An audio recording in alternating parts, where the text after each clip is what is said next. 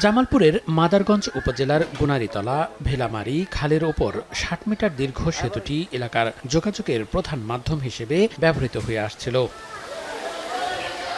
২০১৯ সালের বন্যায় তীব্র স্রোতে সেতুর মাঝের অংশের মাটি সরে গিয়ে একটি পিলার দেবে যায়, পাশাপাশি দুই পাশের সংযোগ সড়ক পানির তোড়ে ভেসে যায়। এরপর থেকেই কার্যত বিচ্ছিন্ন হয়ে পড়ে আশপাশের গ্রামগুলো।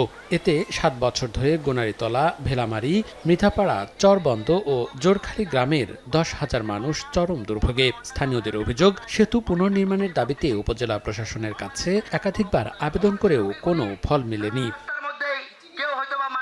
সেতু না থাকায় সবচেয়ে ভোগান্তিতে নারী, বৃদ্ধ, শিক্ষার্থী ও কৃষকরা। শিক্ষা প্রতিষ্ঠান, বাজার এবং চিকিৎসা সেবার জন্য যাতায়াতে চরম দুর্ভোগ পোহাতে হচ্ছে স্থানীয়দের। বহু দূর জানানোর অবস্থা ঘুরে ফিরে এই সমস্যা করে কমপক্ষে ৩ থেকে ৪ কিলোমিটার দূরে দিয়ে তাদের ঘুরে গন্তব্যে যেতে হচ্ছে। গর্ভবতী মায়েরা সঠিক যখন জরুরি প্রয়োজন হয় তখন আমরা যাইতে পারি না ব্রিজটা না থাকার কারণে। এই ব্রিজটি ভাঙার পর থেকে আমাদের ফসলাদি আমরা ওই পাশ থেকে এই পাশে আনতে আমার যেখানে ৪-৫ মিনিট সময় লাগে, আর এইখানে সময় লাগতেছে আমাদের প্রায় ১ ঘন্টার বেশি সময় লাগে ঘুরে আসতে। ব্রিজ ভাঙাতে ছেলে মেয়ে বিয়ে দিতে পারি না, আর ব্রিজ রাস্তা ভালো না।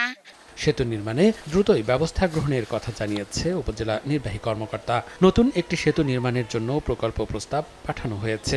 অনুমোদন মিললেই দ্রুত কাজ শুরু করা হবে বলে জানান এলজিডির নির্বাহী কর্মকর্তা।